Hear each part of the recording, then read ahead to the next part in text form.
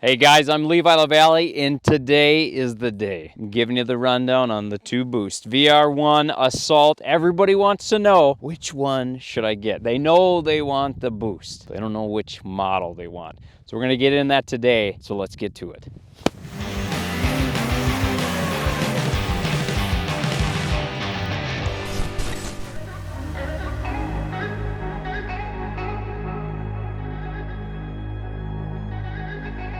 Differences between these two machines. There are many. We're going to start with the front here. Right off the get, both the shocks and springs are different. On the Assault, it has a 2-inch diameter shock, where the VR1 has 1.5 inches. And the other thing that's different with them is this has 80-pound springs on it compared to 100 on the Assault. So what that means is this is going to feel a little bit stiffer in the front end. You're going to have a little bit less body roll in the turns. But on the other hand, what it also does is it kind of keeps that ride height up, which is good if you're going to be carving, which is accurate for an Assault, going off trail and whatnot. But with the VR1, because it's got a little bit softer springs, it kind of settles down a little bit lower, taking the center of gravity down, making it a little bit more stable on the trail. The next thing that's different is the riser blocks. On the Assault, it has an inch higher riser block. And what that does is it allows you to have a little more leverage for when you're out carving through that fresh powder and you're trying to get the sled on edge. It allows you to kind of pull it over a little bit easier. With the lower riser block on the VR1, it allows you to get a little bit lower for when you're leaning into the turn, giving you a lower center of gravity and allowing you to carve through all the turns. So the next thing is a big one. Now we're going to go to the rear end, and that's where you get the different suspensions. The Assault has the IGX rear suspension, and the VR1 has the Pro CC rear suspension. And the differences are the IGX is uncoupled rear suspension, both front and rear uncoupled, where the VR1 is coupled front and rear, which means when you hit the gas, it goes back, hits the transfer blocks on the rear, and what it does is it literally couples it, meaning for the rear suspension to collapse, it has to pull the front end up, which makes it's stiffer, so it's pulling from both shocks. But what it also does is it keeps you from transferring too much weight to the back, which will cause you to wheelie. Whereas on the IGX, it transfers back and it allows it to wheelie, which is like really fun for the off trail and whatnot. But what can happen is in the corners, if you're not very smooth with the throttle, you'll find yourself hitting the gas, front end comes up, and then you let off and it comes down and you hit it again, and the weight transfers back and you wheelie again. So if you don't know how to ride through the turns with smooth throttle, you're gonna have issues with the IGX. Whereas on the VR1, typically the coupled rear suspension keeps the front end down a little bit, doesn't wheelie as much, keeps things planted. The other thing that's different from the IGX to the Pro CC is the rear shock is mounted differently, and what it kind of makes it feel like, it makes this one feel a little bit more firm is what I would say, so in maybe a little less supple. Where the VR1, it's very supple. I mean, it's very cushy going through the bumps, but on the other hand, it also blows through a little bit easier. Typically, or a lot of times people will compare the Assault to an XCR as far as like how they feel, and I think the IGX just is a little bit more rigid than the Pro CC in general, but you definitely notice the difference that this one's more firm feeling than the VR1. The next thing that's different is the rails themselves. So obviously this is a 146 compared to a 137. Now the difference here is the rails are not only longer, but the rear of this Switchback Assault is angled up. So what that means is from the rear pivot point back, it's got a slight angle up. And what that does is, one, it allows it to wheelie easier because it can roll back on it. And the other thing it does is the goal was to try to make it simulate a shorter wheelbase. And when you're in the turns, instead of having all that track driving you straight forward and overpowering the skis, by tipping that up, it tries to make it have a little less traction in the back when you're in the turns, so it allows it to pivot more in the turns. Whereas with the VR1, it has a perfectly flat rail. And what that does is, it keeps the skis planted because it doesn't roll back because of the tipped up rails, and it also kind of makes it, depending on which model you have, if you have the 129 or the 137, the 137 definitely keeps the back end tracking straight, giving you kind of a more on rails type feeling. And even the 129 for that matter still gives you that feeling of being on rails with that shorter, or with that flat rail like that. That pretty much sums up the differences between the Assault and the VR1.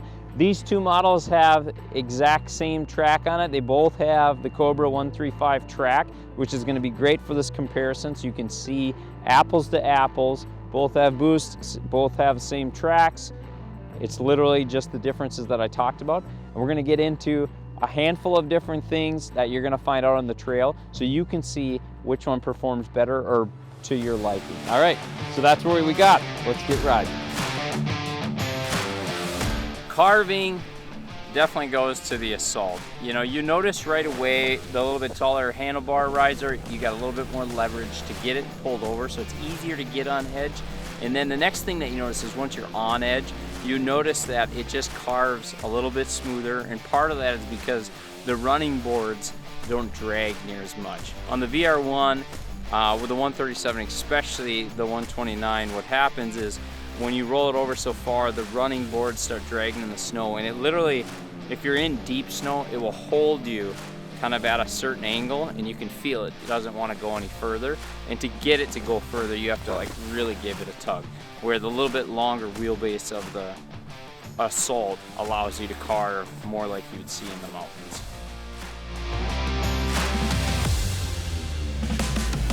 So you can see on the first wheelie, they both stood up pretty good. One, we're in a layer of hard-packed snow underneath that was warm snow, and then it, you know, froze, and then we just got like probably 4 or 5 inches of fluff on the top. So I was able to saw into that, and the VR1 was able to wheelie off that. But when we did the sit-down one, you could really see the difference between the transfer on the Assault compared to the VR1. The Assault, you know, it rolls back, stands up pretty good, where the VR1, you know, kept the skis down a little bit, still wheelied from the power, but it kept it down and kind of planted more. All right, wheeling between the two. Assault, you definitely notice the wheelie. One on, you know, coming out of like this packed snow that we did, we went out and groomed it all out earlier to let it set up. And when you come out, even when I was doing knees touching the dash on the hard pack, similar traction or similar condition, the Assault, it just rolls right up. Yeah, this one you can definitely tell. It lifts the front. You know, if you get into it, like, so I'm sitting all the way up on the gas tank, and you can really feel how the back end transfers. And it just lifts it right up.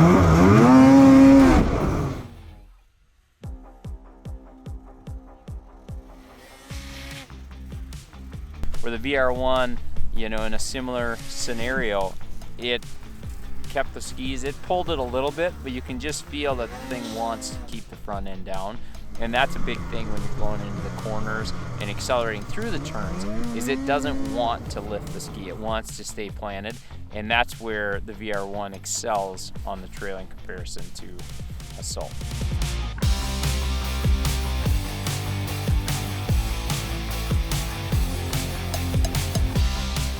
Cornering. Surprisingly enough, the Assault actually held its own in the corners from what I had. You know, keep in mind, we took and groomed out this track, so the snow, it was still pretty soft, wasn't hard packed, but it actually handled pretty well. In general, I would say the VR1 is a little bit more stable in the turns.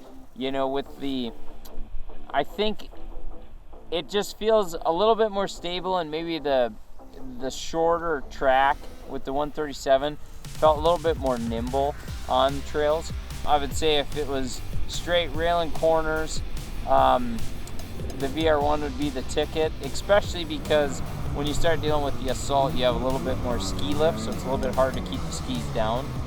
But they were both pretty darn good.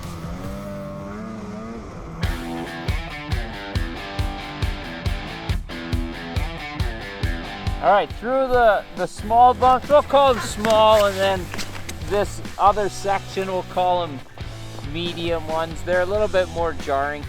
There was no real G outs or anything, but you could definitely tell on the small ones that the VR1 just seems to kind of soak through them a little bit better. And even on these medium-sized ones, I thought the VR1 was actually went through them real well.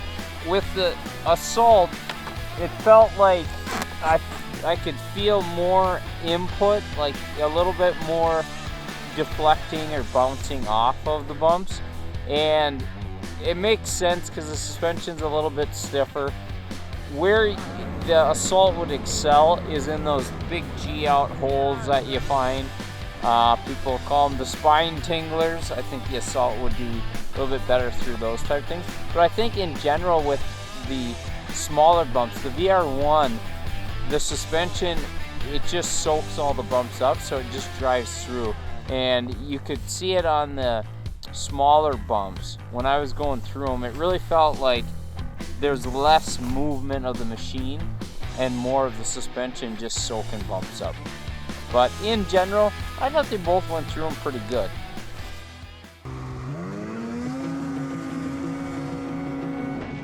Acceleration is what these two machines do well. Holy crap. So we were doing drag racing side by side. We did dead stop,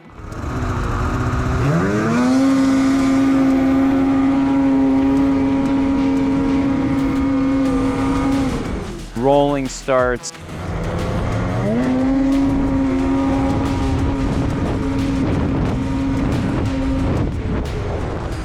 I was very surprised how close they were.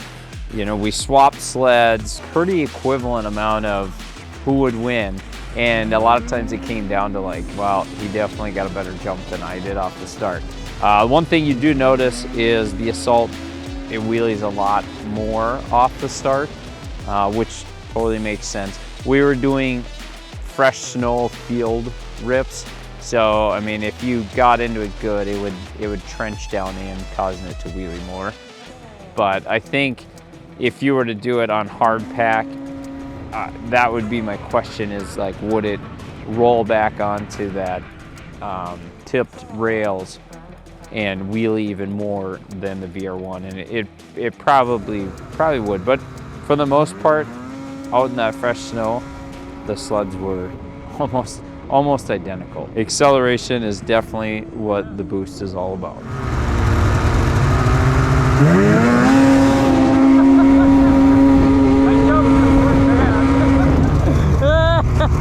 I jumped you. Well, you kept getting me on the last one, so I'm like, I want to win this one. Conclusion on the Boost VR1 and Boost Assault, both of them rocket ship, both of them tons of fun. Overall, if you're on trail, I would definitely recommend the VR1 Boost. If you're on off trail, surprisingly, this thing actually does awesome on the trail. And this was it was an interesting test between these, or a surprise to me how well this thing did on the trail.